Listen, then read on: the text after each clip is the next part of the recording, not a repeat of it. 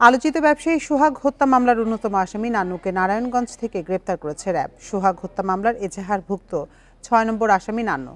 বন্দর এলাকা থেকে রাত ১টায় তাকে গ্রেপ্তার করা হয়। এর আগে সোহাগ হত্যায় রোববার গ্রেপ্তার ২ আসামিকে ৪ দিনের রিমান্ডে পাঠায় আদালত। এ ঘটনায় এ পর্যন্ত ৮ জনকে গ্রেপ্তার করেছে পুলিশ। শনিবার রাজধানীর লালবাগ থেকে ২ জনকে গ্রেপ্তার করা হয়।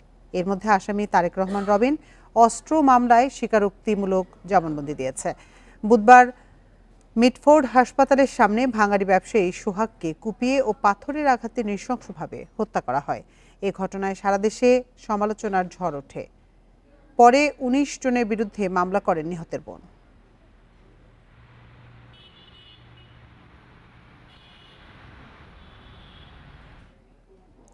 আইনশৃঙ্খলা পরিস্থিতির অবনতির প্রতিবাদে সারা দেশে বিক্ষোভ মিছিল ও সমাবেশ করেছে স্বেচ্ছাসেবক দল। দুপুরে বরিশাল নগরীর সদর রোডে বিএনপির কার্যালয়ের সামনে থেকে বিক্ষোভ মিছিল বের করে দলটির নেতাকর্মীরা। মিছিলটি শহরের প্রধান সড়ক প্রদক্ষিণ করে দলীয় কার্যালয়ের সামনে গিয়ে সমাবেশ করে। নেতারা অভিযোগ করে বলেন, একটি কুচক্রী মহল বিএনপির নামে মিথ্যা অপপ্রচার চালিয়ে ভাবমূর্তি নষ্ট করার পায়তারা করছে।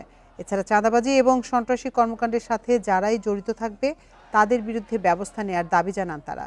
লক্ষ্মীপুরে শহরে উত্তর তেমোহনী থেকে একটি বিক্ষোভ মিছিল বের করে স্বেচ্ছাসেবক দলের নেতাকর্মীরা। এছাড়া নাটোর, মানিকগঞ্জ, হবিগঞ্জ সহ বিভিন্ন জেলায় বিক্ষোভ মিছিল ও সমাবেশ করেছে। কারো সাথেই ঝগড়া বিবাদ বিদ্বেষ করতে চাই না। আমাদের গায়ের উপরে পড়ে কেউ যদি কটূক্তিমূলক কথা বলে সেটার প্রতিবাদেই আজকের এই বিক্ষোভ মিছিল। এ নিয়ে আরও বিস্তারিত জানাতে চট্টগ্রাম থেকে আমাদের সাথে যোগ দিচ্ছেন সহকর্মী আহসান রিটন। রিটন, সারা দেশের মতো তো চট্টগ্রামেও স্বেচ্ছাসেবক দলের বিক্ষোভ মিছিল হয়েছে। বিক্ষোভ মিছিল থেকে স্বেচ্ছাসেবক দলের নেতাকর্মীরা কি জানিয়েছেন?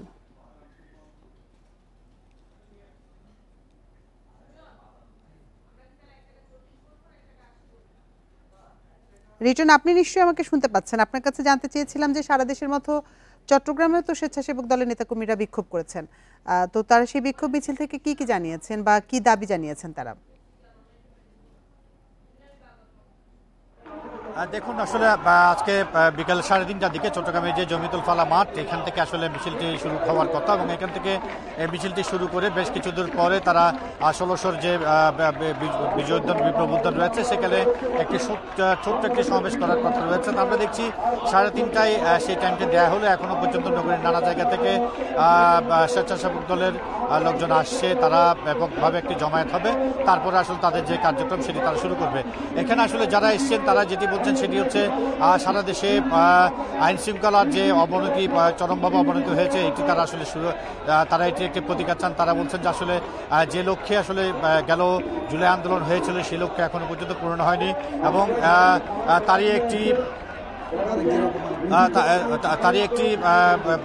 অবস্থা তারা দেখতে পাচ্ছ। অর্থাৎ দেশে যে আইন শৃঙ্খলা পরিস্থিতি একেবারে রসাতলে গেছে, এরকম একটি কথা তারা বলতে চাচ্ছেন এবং তারা বলছেন যতক্ষণ পর্যন্ত দেশের একটি স্থিতিশীল অবস্থা আসছে, আইন শৃঙ্খলার পরিস্থিতির উন্নতি হচ্ছে, ততক্ষণ পর্যন্ত তারা মনে করছেন যে গেল জুলাইয়ে যে রক্তপাত হয়েছিল, মানুষ শহীদ হয়েছিল, অসংখ্য মানুষ এখনো পর্যন্ত হাসপাতালের বেডে কাটাচ্ছেন, কেউ বাসায় তারা আছেন অসুস্থ অবস্থায়, অসুস্থ অবস্থায়। তাদের যে ত্যাগ ছিল সেদিন, সেটি আসলে পূর্ণ হয়নি। সে লক্ষ্যে তারা আজকে কেন্দ্রের কর্মসূচির অংশ হিসেবে চট্টগ্রামের জমিতুল ফালা মসজিদের চত্বরে জমায়েত হচ্ছেন এবং এখানে পুরোপুরি জমায়েত শেষ হওয়ার পর তারা চলে যাবেন ১৬০০ ২ নম্বর গেট এলাকায় যে বিপ্লব উদ্যান রয়েছে সেখানে, এবং সেখানে একটি ছোট্ট সমাবেশের মধ্য দিয়ে আজকে যে কর্মসূচি সেটি তারা শেষ করবেন। তা আমরা দেখছি নগরীর পতেঙ্গা থেকে শুরু করে যে ৪১টি ওয়ার্ড রয়েছে সেই ওয়ার্ডের বিভিন্ন ইউনিট শাখা থেকে লোকজন আসছে এবং আমার কাছে মনে হচ্ছে যে এইটি তাদের যে চূড়ান্ত যে র্যালি সেটি শুরু হতে আরও বেশ কিছু সময় লাগতে পারে।